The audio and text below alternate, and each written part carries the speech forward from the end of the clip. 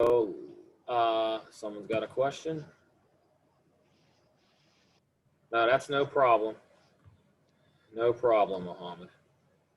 All right, so here's where we're at. So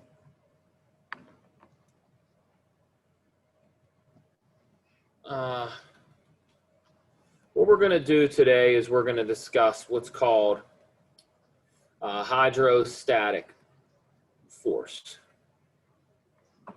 So this is something that most of you are probably familiar with, even though you don't realize it. If you've ever been in a swimming pool before or swam, and again, maybe I shouldn't assume that you've all done this, but I know I've been in a swimming pool many times. And one of the things we recognize is that the deeper we go in, say, water, or any fluid for that matter, the more pressure that is on us. Now, I understand this isn't a physics class, and that's okay, but this is an application of calculus that you could imagine is extremely useful. And I've said this before, and it's worth repeating again, the language that nature speaks is calculus, whether you like it or not. And the reason for that is the way we understand and quantify and qualify our world is through Newton's 3 laws for the most part. And Newton's second law is force equals mass times acceleration. And as you guys know from calculus, acceleration is the second derivative of something. And so inherent in how we describe the world around us is calculus. So it's important for you to understand that. And so what we're going to do is give you a glimpse into something that, for example, engineers might be interested in. So hydrostatic force is basically a way for us to quantify how fluids, namely water we're going to talk about, affect things. Again, we're going to not assume that you guys know any of these things. We're going to give you some basic physical facts. Some of you might know them, definitions and things. Some of you don't, and that's okay. But what I'd really encourage you to pay attention to is how we construct a solution to our problem, the theme of it. And it's the same theme we've now used numerous times. Take something we're curious about or interested in, chop it into a bunch of small pieces, study one piece, add them all up, and then we get an integral. We've done that now numerous times. Most recently, we did it for surface area and arc length. We've done it for volume. We've done it for area. And it has many, many other physical applications we can study. Some of you will see this in a physics class like work, or things like studying springs. And I mean, the examples are endless. We're giving you one today. So essentially, what is hydrostatic force? Basically, that means we want to study what water does to something when it's not moving. So again, I use the example. When I was a kid, we had a swimming pool by my house and they had a deep end. It was 10 foot deep. And when you're a kid, you would want to say, I can go to the bottom and sit, and then see how long you could sit down there. And one of the things you learn even as a kid, you don't know any physics or any math in that way, but you realize that your head feels different when you're sitting 10 feet deep as it does when you're sitting 4 feet deep. And that's because the weight of the water and the pressure is greater the deeper you go. So what we'd like to do is we'd like to study that in practical settings. And if you look at, for example, the homework problem, I said that you have a dam and we want to know how much force is on a dam. That is a practical problem. Just like many of you have probably been in a swimming pool before in someone's backyard, one thing you'll notice if you've been in swimming pools is that when they're above ground, they're built a certain way. They're not square. They're round. And even when they're beneath the ground, very rarely do you see a pool that has vertical walls all the way to the bottom. Usually these walls are slanted or sloped, and there's a reason for that. And part of the reason for that is what we're going to talk about today. They have to be able to withstand force. Another good example of this is if you've ever been in an airplane, the windows in an airplane look nothing like windows in your house. In your house, your windows are rectangular. If you've ever been in an airplane, you notice they're curved, and there is a reason for that. It's because of pressure and forces. And so these things are important. I would encourage you to Google. That's a great question. Why are airplane windows round? Go learn something. Right? In fact, when we first built airplanes, they weren't, and that caused a lot of deaths. And it all takes is elementary physics to understand why, but nonetheless, we didn't know it at first. Okay, so let's talk about hydrostatic force. So here's the big question that we want to answer. So an object is submerged. Yes, you're not seeing it. That's okay. I was waiting for someone to say something. No one did that. I know, I wasn't going to. No, I'm just kidding. Well, that's okay. It's okay. We forgive you guys for not paying attention. Well, the funny thing is I can tell that you're curious about it, because when I'm looking at you, I see he's looking at the board and he's like, "Where's it at?" Right? And I'm like, "Is he gonna say anything?" And that's what I say. Is Shobik gonna say anything? And he doesn't. And then I see over here the peanut gallery is waving me down. Yeah. So anyhow, so what we're laughing about is the board was not viewing for the in-person spectators today. So here's the problem. So an object is submerged in a fluid. We'll use water.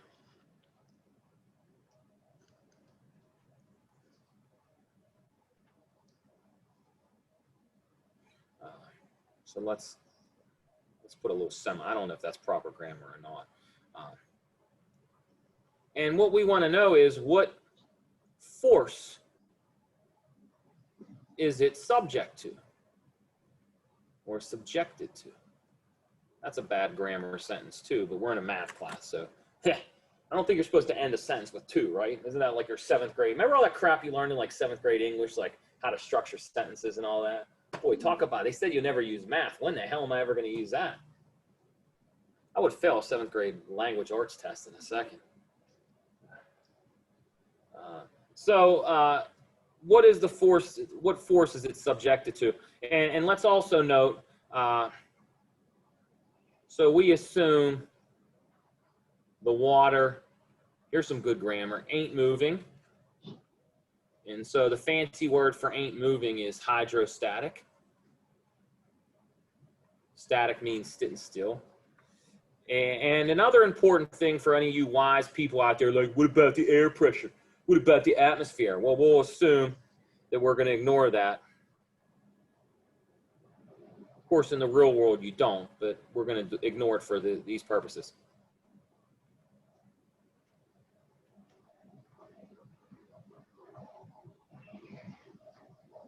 And we'll even get cute. We'll write H to the ISO like that.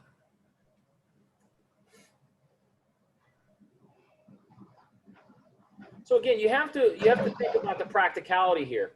If you are in a swimming pool and you recognize the difference between being on the floor of the pool when it's 3 feet versus 6 feet or 10 feet, then you would imagine that if we're building structures, they're gonna feel the same type of change. And we want to quantify that so that we can make dams that don't break and bridge supports that don't break and all that stuff. And so how do we do this? So what we're going to do is we start with some basic facts from physics. And if you don't know them, that's okay. We're just going to state them anyhow. So what we need is two, I'm going to use the word basic, but I guess it depends on what your notion of basic is. So we need these from physics. The first thing we need to know is we need to know what pressure is, and we need to know what force is. What are the definitions of these things? And again, some of you may have learned this sort of stuff before.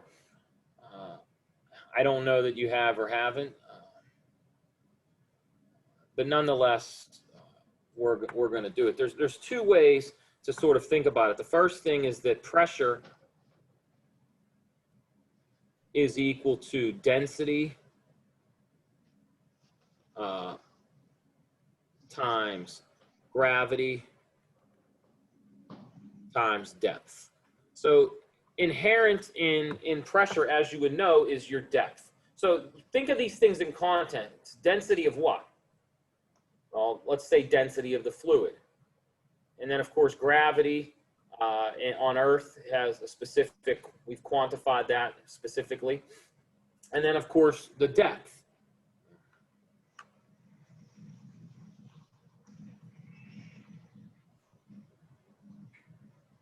So again, if you don't know, that's fine. It's not the end of the world. And then another thing is that pressure, and by the way, let's write this in sort of the variables we use for this is we say P equals rho GD. So that's sort of the equation for this.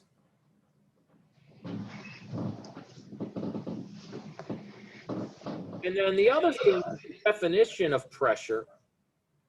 The definition of pressure is force over unit area. So that's force over area, which we will algebraically write as pressure is then F over A, if you will. Or, of course, from an algebraic standpoint, you can rewrite it as F equals P times A. So this is another useful formula.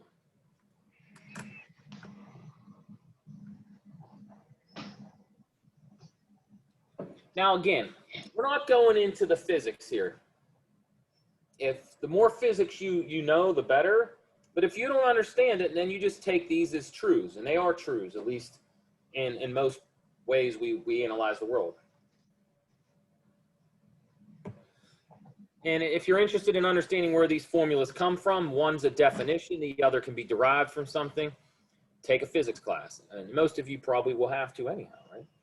No, what's that? You're taking it right now? See, it's good for you. You probably didn't get this far yet. Well, I don't know yet, but either way, I don't even know what physics class they teach this stuff in. I teach a class in the summer for one of our graduate programs, and we talk about this stuff.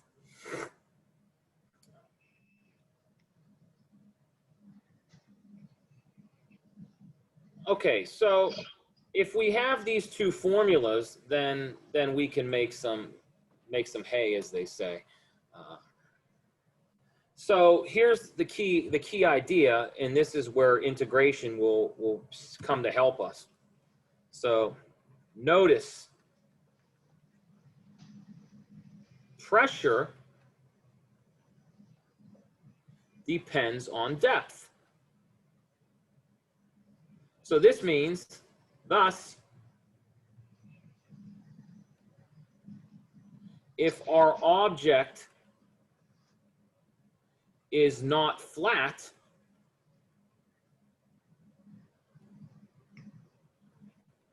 the pressure varies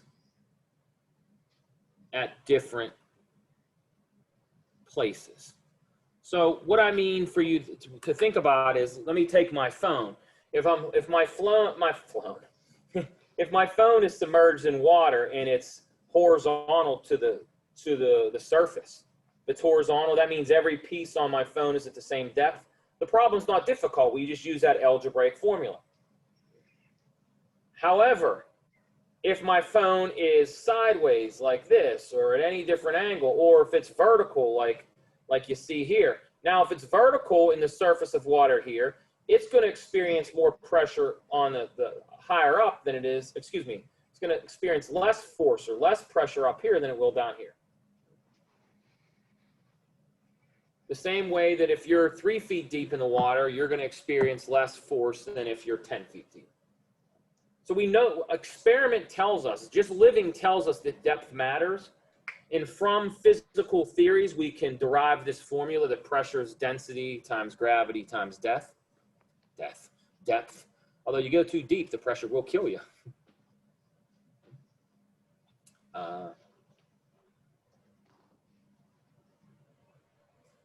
And so what I've written here in this pink means that we're going to have to use the integral as a means to do this.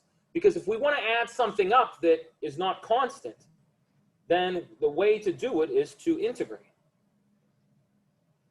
So here's how we're going to do it. We're going to start with a simple example. And by the way, a couple of you pointed out on the homework that I sort of misled you, and that was sort of an accident. I said that you were going to use, what did I say, a trapezoid, right? But then I gave you a rectangle. So it was kind of misleading. So, I mean, I don't care how you did it, whether you treated it like a rectangle or you, I mean, I guess you can argue that a trapezoid, or excuse me, a rectangle is just kind of like a degenerate trapezoid, right? But nonetheless, a rectangle is a little simpler algebraically than a trapezoid is. But we're going to try to do a couple of different examples so you can see where the difficulty comes. Does anybody have a question? All right, so one of the things that you guys have noticed that I've done in the past is I don't ask you to memorize formulas. I think that's a bad thing to do. The book sometimes will give you formulas. In fact, if you read the book, they'll give you a formula for this. I don't think that's the best way of doing these. Now, if you're trying to be an ace test taker, that's one thing. I don't give you guys know. Well, if you've had class with me, as you had, and you have, not you two yet, but that ain't how I roll. This ain't Wealth Test USA. This ain't give you 50 multiple choice. This is I want you to learn things. So the best thing that I can ask you to do here is to try to understand how these problems are the same, even though each one of them is uniquely different. But the big theme is the same, not just in these ones, but in all the other ones. So instead of saying, here's some formula, let's do it. Let's do an example, see what the formula could be, but realize that the best way of doing this is not memorizing a formula. It's doing problems and understanding that there is a pattern. So let's do this with the simplest case. So I don't want to say the simplest case, but let's start with a sort of a straightforward case. So here's an example. And once you do a few of these, you don't have to do as much detail when you set it up. I made this point, at least I hope I made this point when we did volume. We spent a lot of time in detail with that pyramid. Like, I think it took us like 50 minutes to do that problem.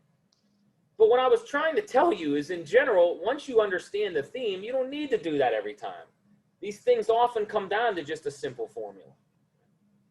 But it's not worth memorizing the formula as much as it is learning the pattern, seeing it, and then recognizing the formula.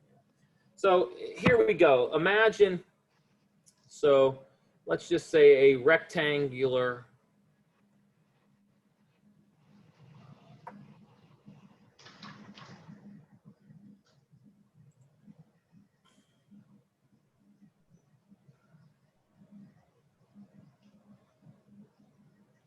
So let's say it this way. So a rectangular plate is submerged vertically in water. And we'll, instead of using words, we'll say as seen in the picture.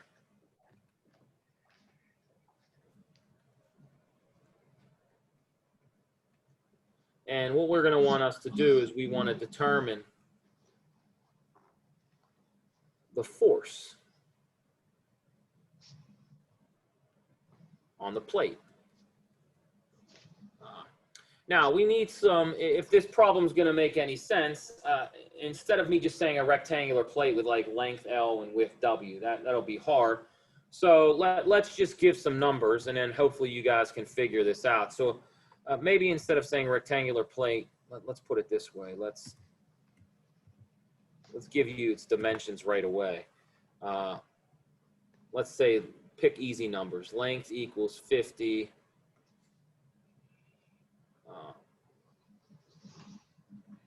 Width equals 100. I don't want to write width out. Who wants to do that?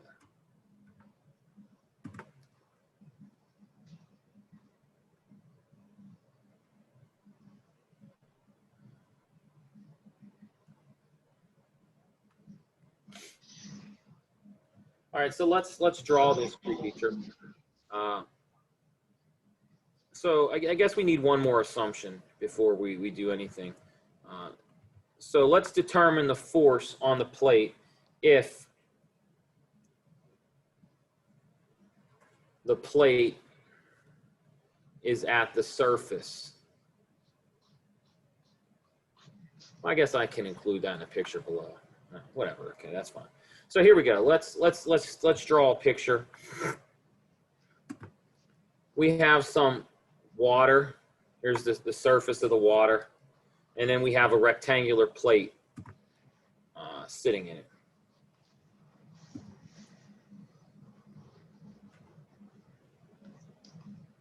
And what we say is so here's our water, and it's sitting vertical in it. So this is the surface. So we're looking at this from sort of like the side. You know, this plate is vertical in the water. So if my phone is the plate, you know, the water surface is up here. The water surface is this envelope, and the plate sitting like this. Do we understand? Does anybody not understand what I'm saying? It's not laying flat at the surface, it's vertical at the surface.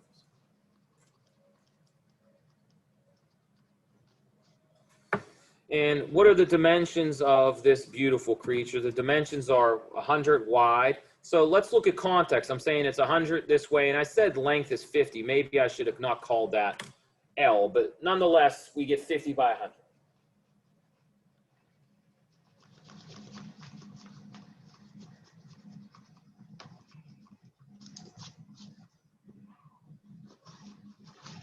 So just to be completely descriptive here, imagine that down here this is the bottom of the water. Say bottom of our lake, whatever it is. Maybe you got like a fish swimming down here somewhere. I don't know what the heck I'm doing.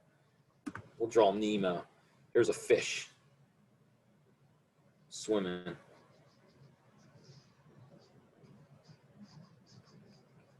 I don't know. So the idea is that the bottom of this plate, you know, if I just pick 2 points, here's the way to think about this, I think at least, is that everything at this height will experience a force, but it's going to be different than, say, the force that is experienced down here. Does that make sense? So here's a way to think about it.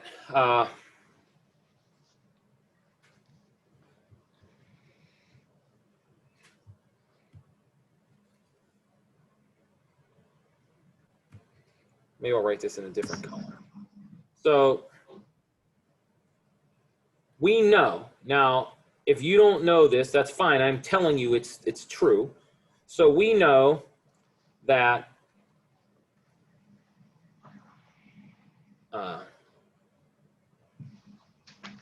each point on the green line experiences the same sort of force.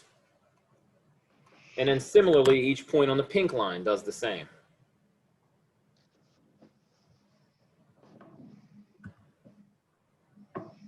That's exactly right.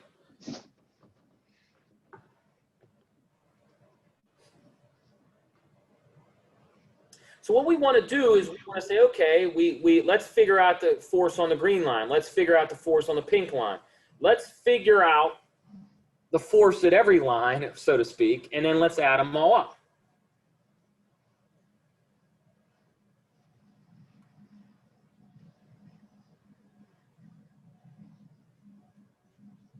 So that's sort of how we're gonna go about this.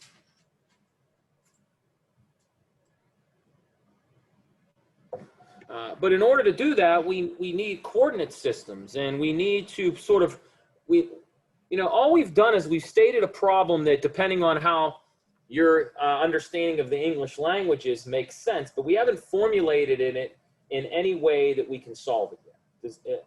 So we have to formulate this creature properly, and that turns out to often be the difficult part, and that's why we're going to spend some time on it right now. Very good.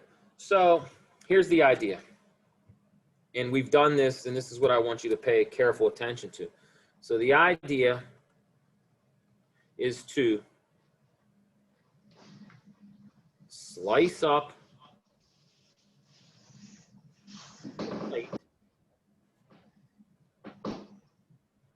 and study each slice. And then once we get the force on each slice,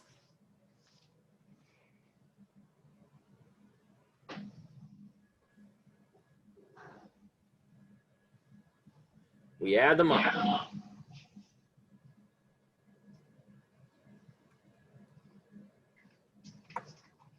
So let's just say we add them up, and when we add them up, what we do is we get an approximation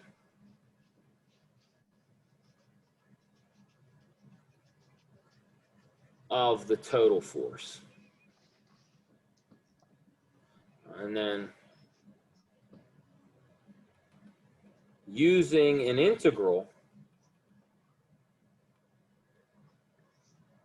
we get the exact force. So again, this is the theme we've seen numerous times, and you might get annoyed that I keep repeating it, but I can't emphasize enough that that's really what's important here. The ideas, the themes. And by the way, I don't know why I spelled approximation. It looks like there's a friggin' Q here. Let's get this all situated.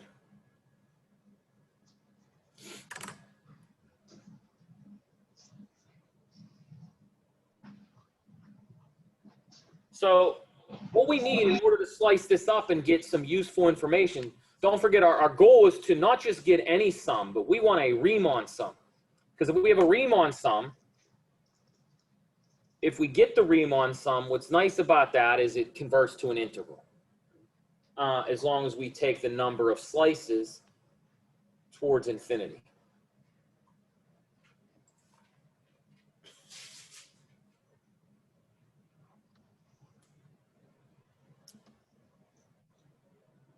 Okay, so let's get at it. So to do that, let's make a more precise picture. So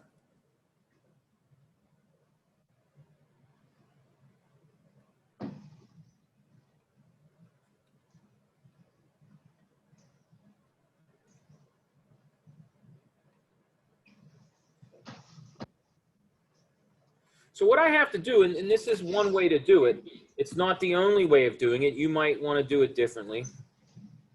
But we have to decide what we want to label and how we want to use axes, because we need, if we're going to get anything done here, we need to be able to use the language of algebra and the language of calculus. So we have to set it up so that we can use those languages. So here's one method. This thing keeps clicking. It's driving me nuts. I will mute it. So I'm going to draw my rectangle. Looks like this. And what I'd like to do is I'd like to figure out, so I know that there's this thing like depth. Well, how do I measure depth with this thing? So what I'd like to do is I would like to have some sort of way of measuring. So that means I need a coordinate system. Now, the question is, the first question you have to ask is, where do you want to put your origin?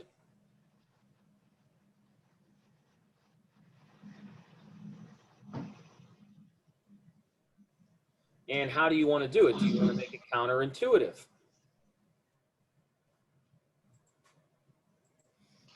So one of the things that we sort of have to sort of get our grasp on it is there's more ways than one of doing this. You have a question? Sure. You gotta yell. If I ain't paying attention, you show, but you got to yell, say, go back. That's what you're paying for. Go back. Shobit wants to go back, so we will go back. While we let some of you brainstorm on how in the world you might want to set this up.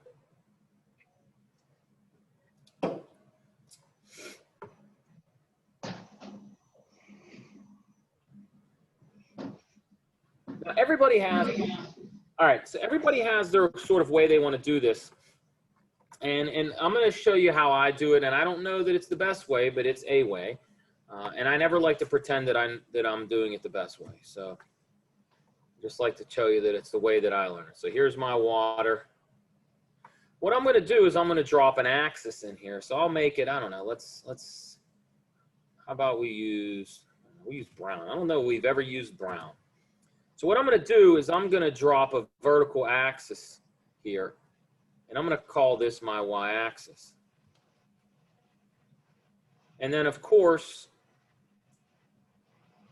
I'm going to, I don't want to say of course, what I like to do is I like to make also the top of my plate in the water level, that's going to be my x-axis. So for just some points, this is the point 0, 0. We know that this is the point 0, negative 50, correct? Because it's 50 feet deep. We know, for example, this is the point 50, negative 50. And we know this is the point negative 50, 50. So this is often a point that students kind of get a little confused about. Remember, my thing is it's 100 feet wide and it's 50 feet long, I called it. But so it's 50 feet from the top of the water down to the bottom of it. So what I'm doing is I'm taking this realistic thing and I'm making a mathematical model of it. The double M, baby, the mathematical model. Now what I'd like to do is I'm gonna slice it up. I'm gonna chop this axis. So here, let's do it very methodical here. So let's slice up into n pieces or n slices.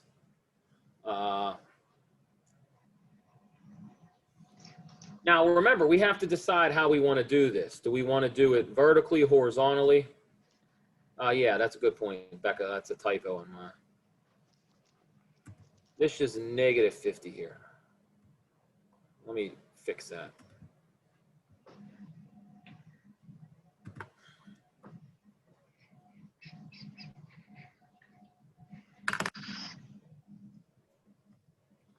So we want to slice this up into n slices, but we have to be careful. It would not make sense to use vertical slices because there's no consistency vertically. Vertically, we know the pressure changes from top to bottom.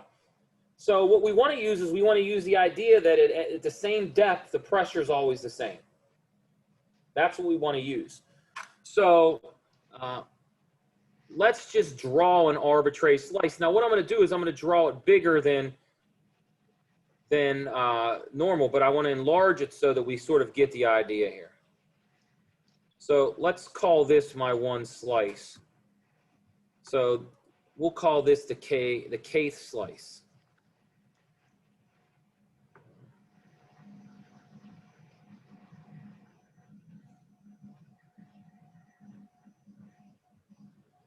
So let me get my marker here.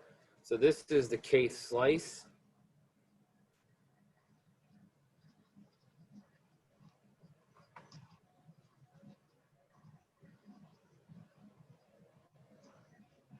So maybe the better word of calling this, instead of slices, because this is not like a slice of bread, this is a better word to maybe use is we're going to slice it up into n strips. I like that word better from the English connotation. So let's call this a strip. So this is the kth strip. And we're going to slice it up into n strips.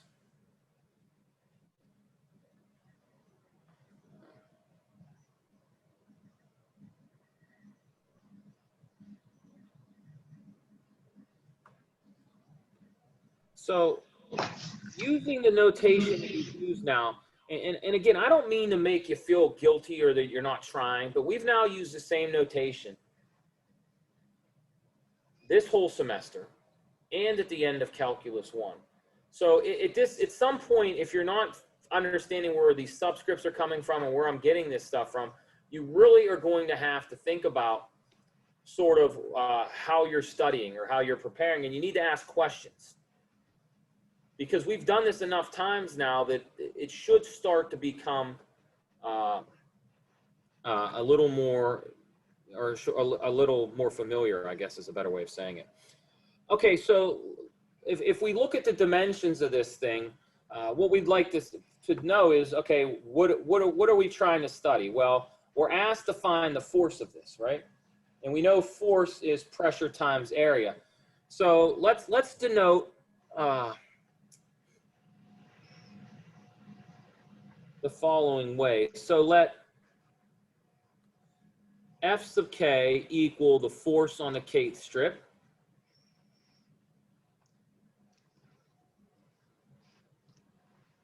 And creatively enough, let P sub k equal pressure on the kth strip.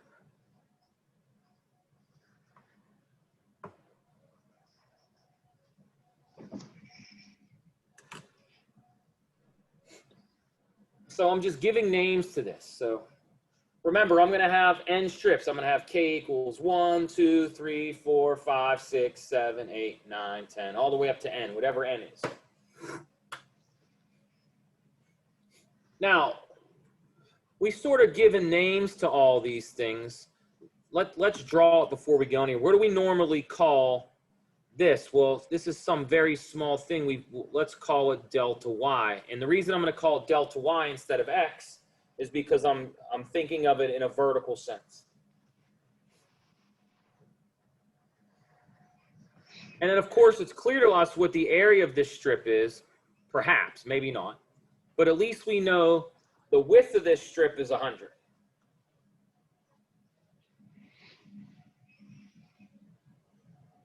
And then, of course, its height is this delta y. Okay, so what can we deduce from this information? And let's be very clear, we have to go back a few pages to remember what everything means. The equations from physics that we want, we're asked to determine force. But force is dependent on pressure. So what I need to do is I need to plug these equations in. So here's what we know. We'll draw it in blue. So we know the force on the kth strip is pressure on the kth strip times the area. Now, what's the pressure on the kth strip? Well, that's density, which is rho, gravity times depth. And then area, we'll go very slow here. So pressure and gravity, we're just going to write, or excuse me, density and gravity, we're going to write as rho g right now. But our depth, we can figure out what that is. And we'll do that in a second. And then we can also figure out what our area is. What is our depth? Well, our depth is the distance. This is your depth. Your distance from here to here is your depth. So what is that? Well, since we're on the y-axis, let's think about, okay, where is our depth going to range? It starts at near 0, then it goes all the way to -50. So this means I'm taking I'm taking that vertical axis, and between 0 and -50, I'm chopping it into n pieces. So again, let me repeat that, because this is the part that's, well, okay, n times delta y is the total distance. So Zolfalger, you're correct in what you're saying, but we're not thinking about the total distance right now. What we want to think about is how far am I down to delta y. Now remember, these are all approximations right now. which become finer and finer or more accurate as the number of slices increase. So if we call this distance y, then what is this distance? This distance would be what? Well, we need to choose it so that it makes sense. If the total distance is 50, but we're in negative, how do we do this properly? Say that again. Okay, so you say 50 minus y. There's nothing wrong with guessing, because what you can do when you guess is you can use common sense to decide if it's correct. So if you say 50 minus y, then what happens when y is 0? Well, when y is 0, you're at 50. That doesn't make any sense because 50 is up top. Remember, we're down below. So what if you do y minus 50? Well, if you do y minus 50, then when y is 0, you're at negative 50 though. But is that what we want? Well, sure, why not? I mean, you could say that this distance is y minus 50.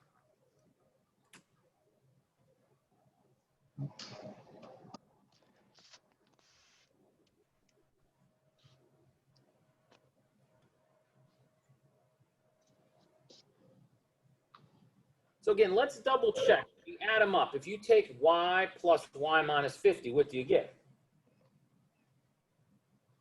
Well, that doesn't make sense. If I add those two things up, I get 2y minus 50. That's not what I should be getting. What should I be getting? See, this is where you have to be very careful, because notice the way we've chosen. This is very, very important. Notice that what we've done is we are, you know, one way to think about this is we're taking the y-axis.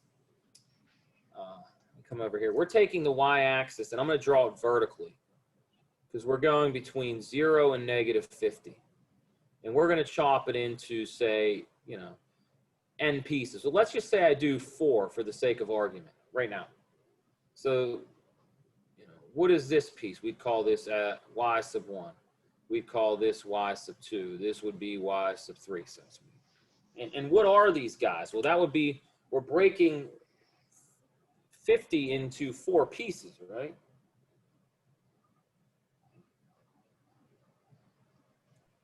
So what would this be? With this, you know, what is the distance between, what is y1 equal to? What is y sub 2 equal to? What is y sub 3 equal to? Do you understand what I'm saying? So what we'd like to know, or what we need to happen, is we need to somehow think about what is the correct way of reasoning the depth. What is it? Now, suppose instead of trying to do it like this, suppose I did it sort of differently. Suppose, you know, you might find that this is a little unnatural to label it the way we've done.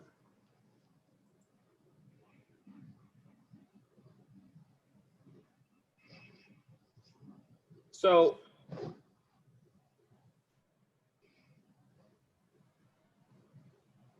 what if we step back and think a little more here? What if instead of calling this guy y, what if we got a little more sort of creative? Remember, we need those things to add up to what? Negative 50.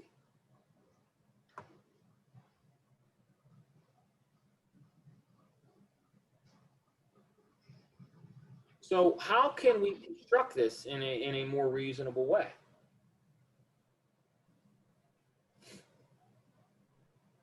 Say that? Well, you don't want to say delta y. Remember, delta y is just the notation we're given for the thickness of that slice or that strip.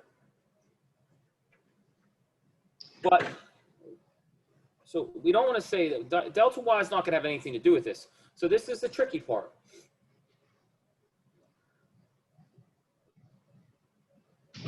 So what is the depth at any given value? Okay, so here's a fun exercise. Let's just put, this might help illuminate things perhaps. What if we put some X value here? So this is some X. What does this point, you know, right here say? Well, this would be the point X comma Y, right? Now, Y is a negative number.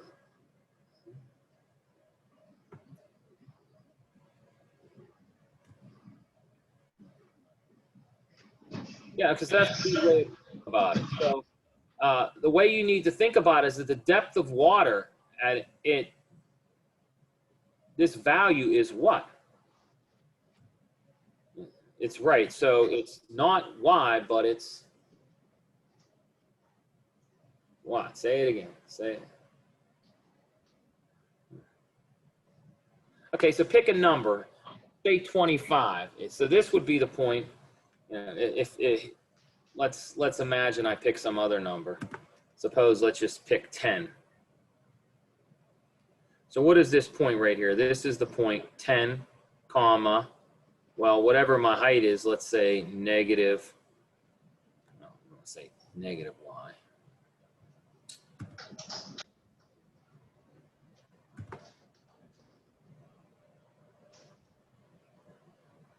So the question is, and maybe this is a Faulkner, this is what you're getting to, should I write Y or should I write negative Y?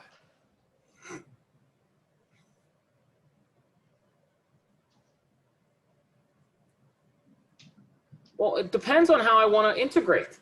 That's the point here. It's going to depend on how I want to integrate. How do I imagine my slices happening? Do I want to imagine I'm slicing from the bottom up? Or do I want to imagine I'm slicing from the top down? Now, it doesn't really matter how you do it, but the point is how you're envisioning how you're doing that is going to determine how we label our depth.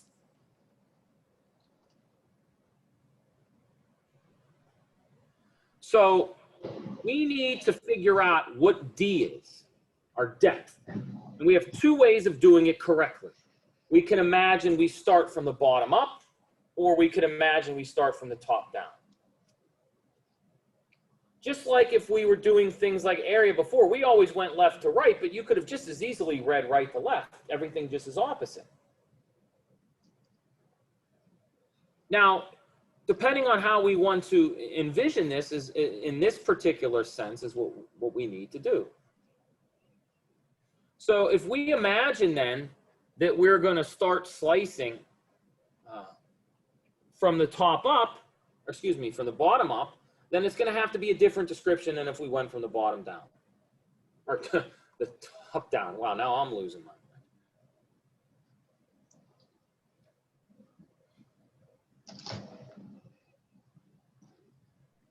Okay, so let's think about this one more time. What do I want this guy to be? If I say that this is Y, now even though I don't write a minus sign here, I know that this number is negative, right? Because it's below 0 and it's higher than negative 50. So I know it's a negative number. So what does that make this then? So if I want to start thinking about going from 0, if I want to think about starting at 0 and going all the way to negative 50, what does this have to be? We don't want to say W minus Y. It doesn't depend on the width at all. Or unless you're talking about the number we chose before. So if you're suggesting 50 minus Y, but you have to be careful when you add these up, do you get 50? No. So should this be negative 50 minus 1? So look, let's use our common sense to sort of figure out what I mean by that. So imagine Y is 0. When Y is 0, what is D? It's D. I'm 0 feet deep. When Y is negative 50, what is my D?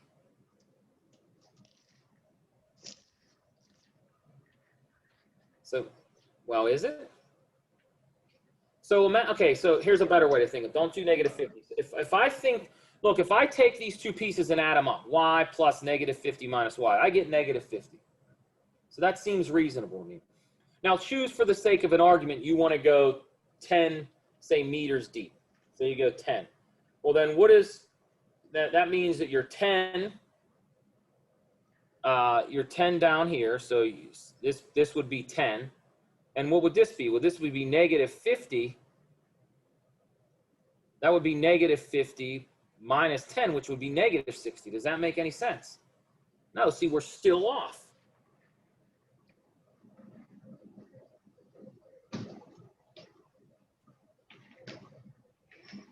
So let's try this. Let's, okay, say, okay, that bothers us a little bit. So now we just delete this minus sign. Oh boy, I didn't want to delete all that. So what if we go back to our one guess with this is just 50 minus y.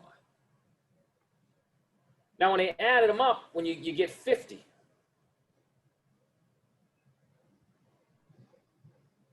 Is that correct or not?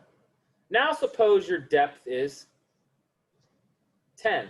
So see, we're missing a very, very sort of subtle thing here. Now, I'm trying to get you guys to recognize it. So what did I say 10 minutes ago? I said y is actually a what kind of number, even though I don't see a minus sign. It's actually what? It's a negative number, right? So I can't say y is 10. Y would have to be negative 10. So if y is negative 10 and I plug it in here, it doesn't make sense. But if y is negative 10 and I plug it in here, I get negative 50 plus 10, which is negative 40. Now it makes sense. So let me reiterate this, because this is a very, very important fact. The way I've drawn this, and you might say that this is confusing. Well, for me, if I'm thinking about depth, I want to think about 0, 0 being the surface. That's just me. You don't have to do it that way. But that means the y values I'm using to describe how far I am below the surface have to be negative numbers.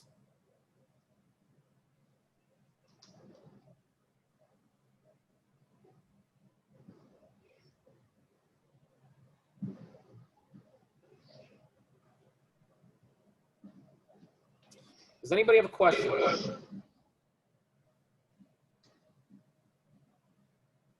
Any questions?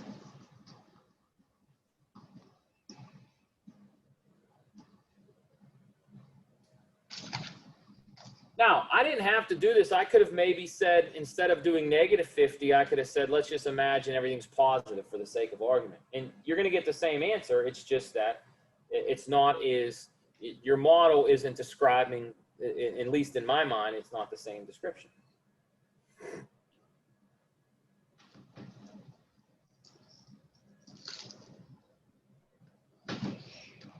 Okay, then. So how am I deciding to do this? Well, if I agree that that's the correct way of doing it, then my depth is y.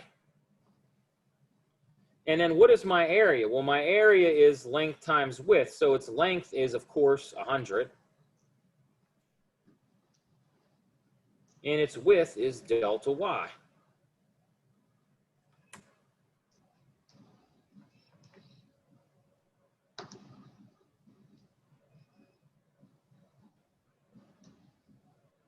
Now, I have to be very careful. We know that we're chopping these up into y sub 1, y sub 2, y sub 3, y sub 4, etc.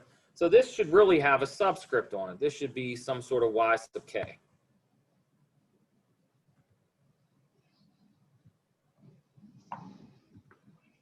So we can say this is y sub k, and then, of course, this is times my area, which is 100 delta y.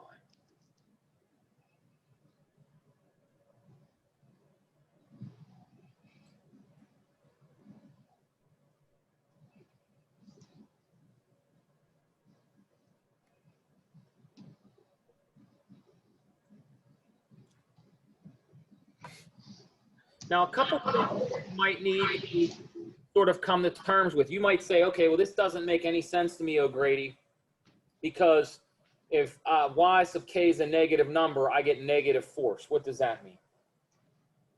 Well, remember, what is gravity? For those of you who don't know, gravity is negative 9.8, which means you're going to get a negative times a negative, which is what? Positive.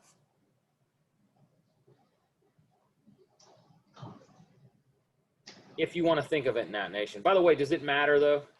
Technically it doesn't. Although again, I don't want to get into the physics of all this. Yeah, of course. Exactly. So again, it doesn't matter, but it's the point is you can't think of it in that necessarily, in that manner.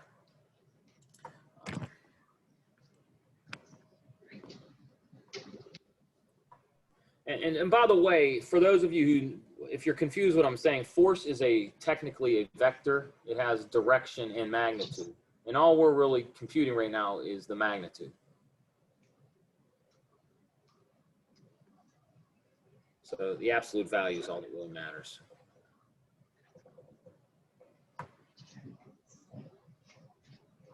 Okay.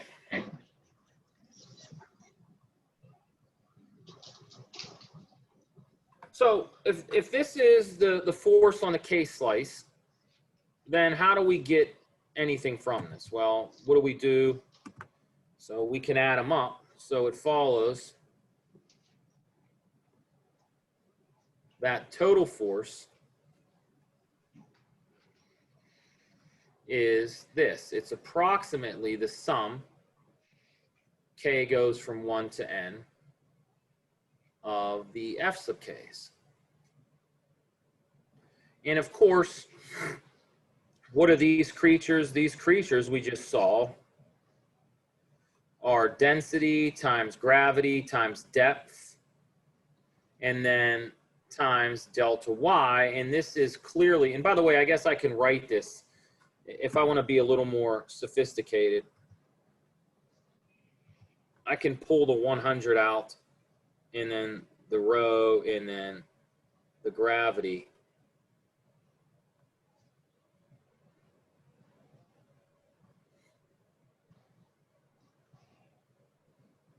And then what follows is that force is equal to the integral from 0 to negative 50. So that's going to seem kind of crazy to you. And then it's 100 rho g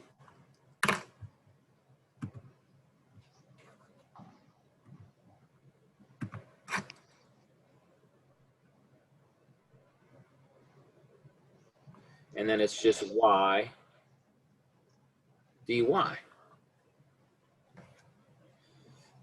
And then when you integrate this,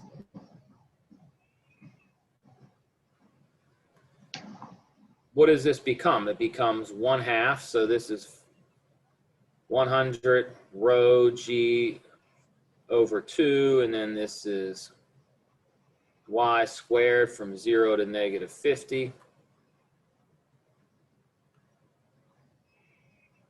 And so you get 50 rho g times 50 squared. And even if it's negative, it doesn't matter. It's the same number. And then minus 0. So if you want, you can write this as rho g times 50 cubed. Now, we didn't talk about any units or anything or what rho and g mean.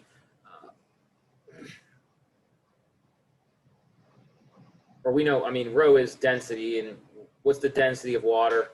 Often we just assume that to be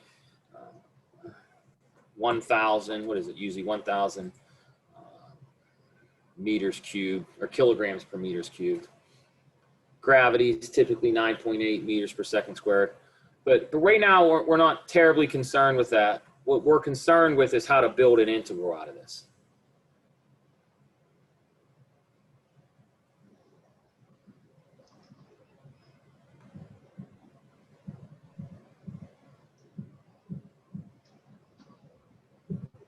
Does anybody have a question or a comment?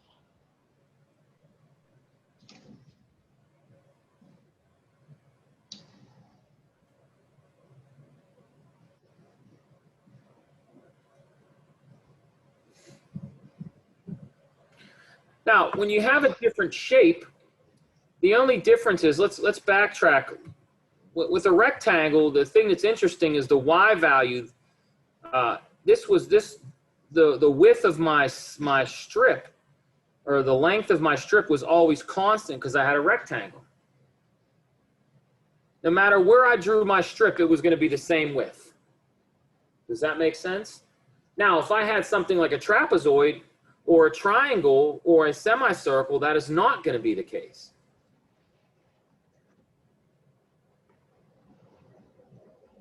So the question then you might want to ponder is, what changes in those scenarios?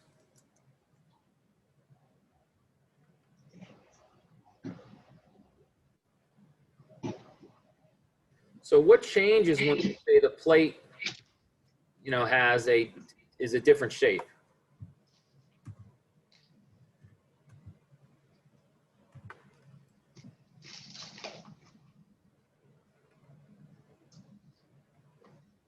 Well, really, the only thing that changes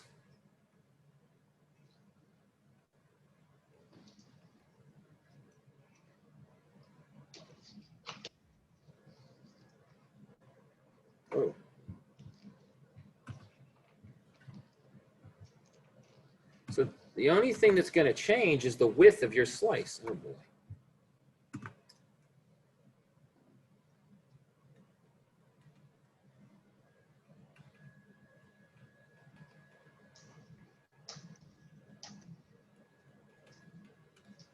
So sometimes we can use elementary geometry to figure it out, like similar triangles. Sometimes we can use elementary algebra in the sense of equations of lines or equations of circles. So let me give you an example of a couple different scenarios.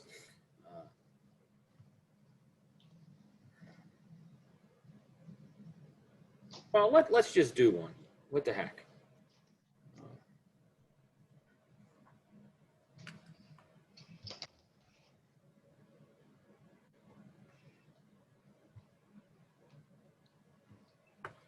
So let's do another example.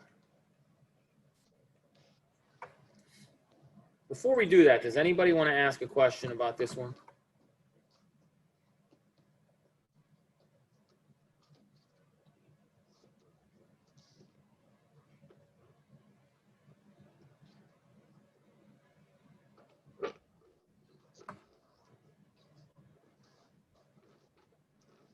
All right, so let's now assume, let's do something different. So this time, say the plate is a semicircle.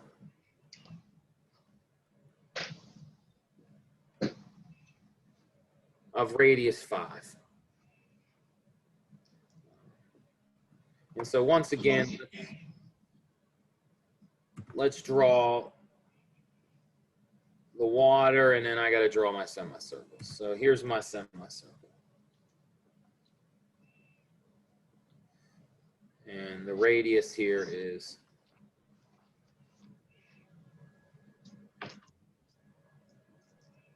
5. So if I want to draw this semicircle, it goes through this point. Let's be a little more clear. It goes through the point. 0, -5. This is the point. 5, 0, etc. So if I take a slice, I'll use pink. My little strip here. Well, what we have to understand is the thickness of this strip is going to be what we did before. We could still think of this as a dy, or excuse me, a delta y.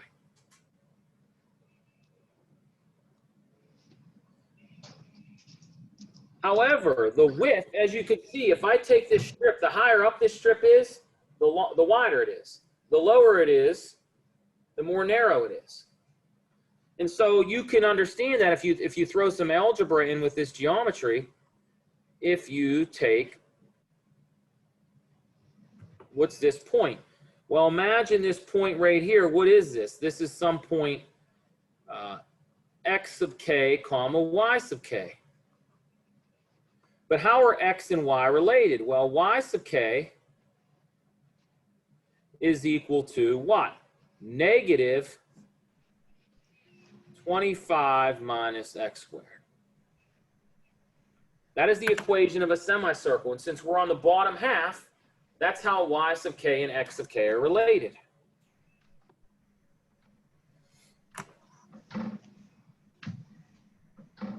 So understanding that piece tells us that the area is, well, what is it? It's going to be, the width is going to be 2x sub k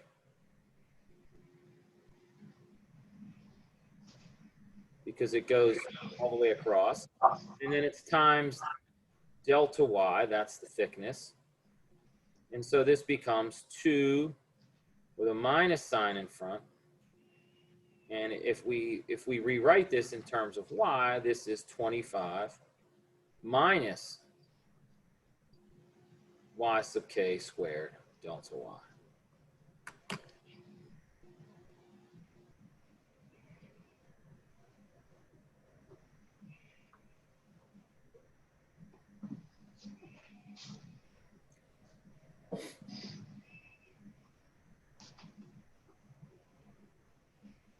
So again, I'm that little pink rectangle, its width is 2 times x sub k times delta y.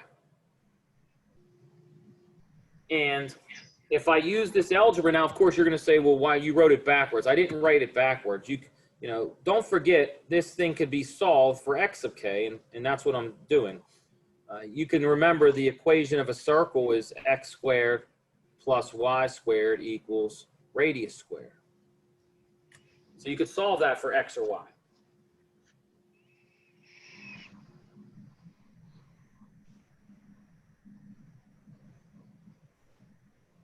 So if that's the area, we can plug that, we take that and we multiply by rho times gravity times depth. And what was our depth? Well, our depth was what? Well, we were, if you look at the previous problem, we can go up or down. If we go up, it's going to be negative y. If we go down, it's going to be positive y.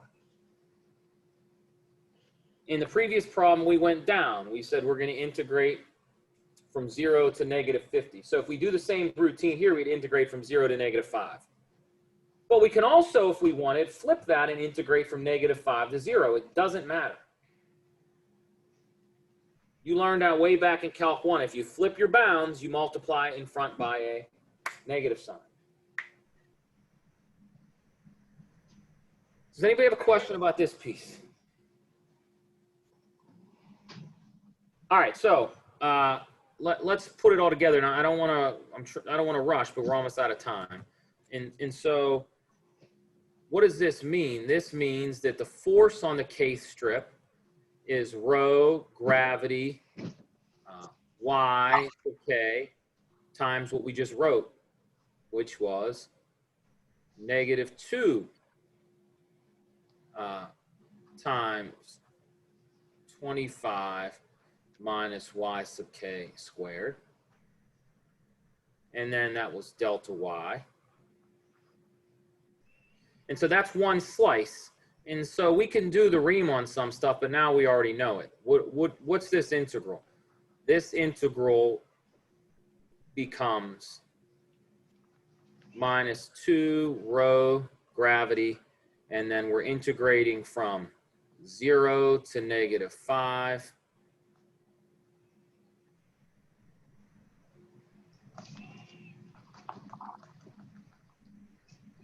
So again, where am I getting this from? I'm getting this from right here.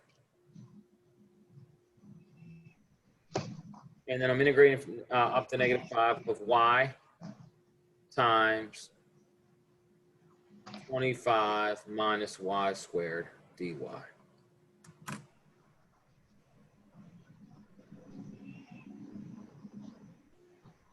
And this, I'll say for you, this is a basic u sub.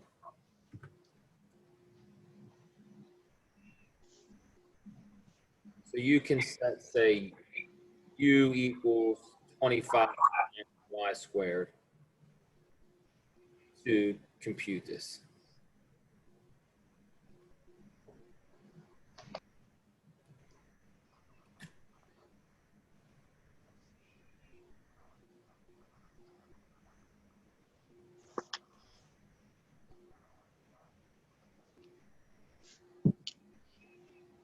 Any questions? Comments, questions? You got a question? Well, that's what, it'll go away because your du is going to be 2y. You have that extra y's will cancel. That's actually a pretty straightforward. This one's not a hard integral. So the question was, what happens to the y outside of the radical? But when you do u equals 25 minus y squared, your du dy becomes minus 2y. So your dy, or if you want to think about it, you get y dy can be written as negative 1/2 du. So the y will not be an issue. All right, so that's a one with a circle. We did one with a rectangle. And real briefly, I know we have a minute left. I'd like to show you that the trapezoid one, depending on, real quick. Way you know how, I think the book does a trapezoid one, but let's imagine we have a trapezoid that looks like this.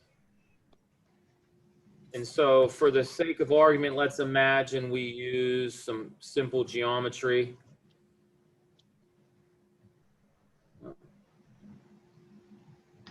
And so say its width is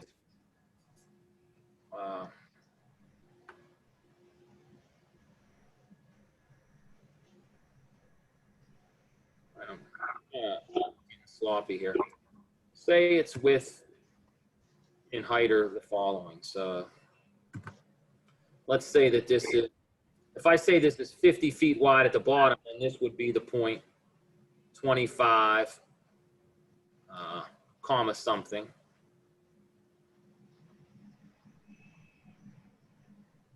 And if I said it's 100 feet wide at the top, you would say this is 50, comma something. Well, what is it? How do you determine these other points? Well, one way of doing it is you have to be given some sort of extra information on it, right? This is 50. That's a good, oh yeah, I'm sorry. That's sloppy. Say this is 50. So what I mean by that is if I tell you you have a trapezoid that's 50 feet wide at the top and, excuse me, 100 feet wide at the top, but 50 feet wide at the bottom, then you also have, you can draw it like this. Now, this trapezoid has to have some sort of depth. What is it? So what is this point right here? This point we know would be 0 something. So suppose it's 0, comma, suppose it's 0, comma 30. Well, then you know what this point is here. This would be 30.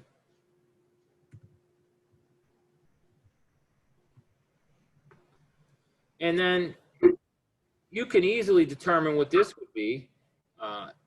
Well, you already know what it is, right? It's what? 0. Right? If it's on the surface. And then you just use some basic algebra. What is this line? Well, the slope of this line, this is a line. What is it? It's y equals mx plus b. What is m? Well, m is equal to the slope. What's the slope of this creature? Well, you could think of it as 30 over negative what? So 25 minus 50 is negative 25. So this is what? Negative, or excuse me, I have that backwards. Yeah, so what's that? Say that again? Yeah, right. So this should be We're paying attention today. Very good. This is minus 30. And so if you want to find the slope of this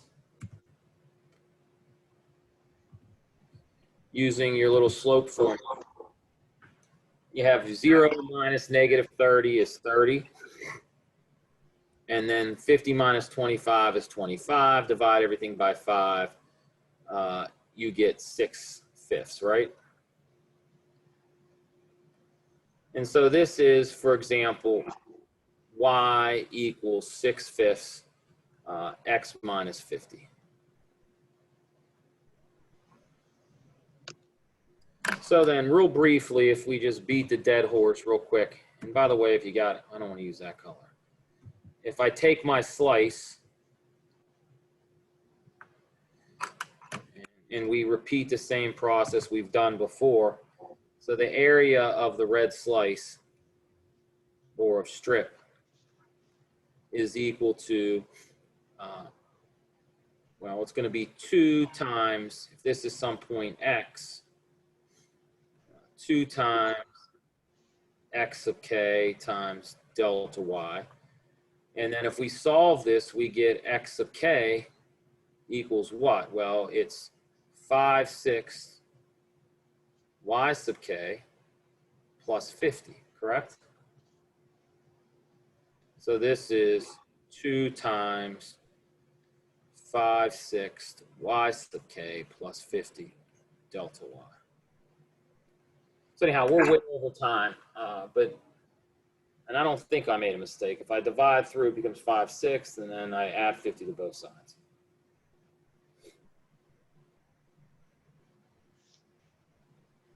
Does anybody have a question about that? So then you plug that into your row, your integral then, if we can skip steps and hopefully you can fill them in, your force is going to be, pull out the 2, so it's 2 rho g. You're integrating from 0 to negative 30 of 5/6 y plus 50 dy.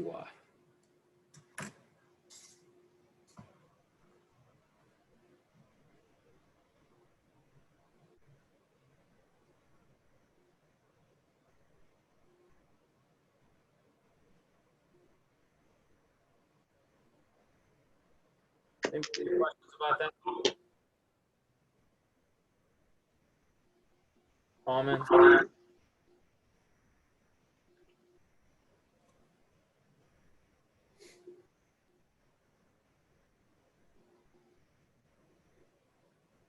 All right, if you got any questions, I'll say thank you. Think about this. We're going to move on to new things later or next time. These problems aren't the easiest to learn, but it's worth trying. So if you have any questions, let me know, and take care. Thank you very much. Oh, someone has a question. Bye, Bo. All right, guys, take care.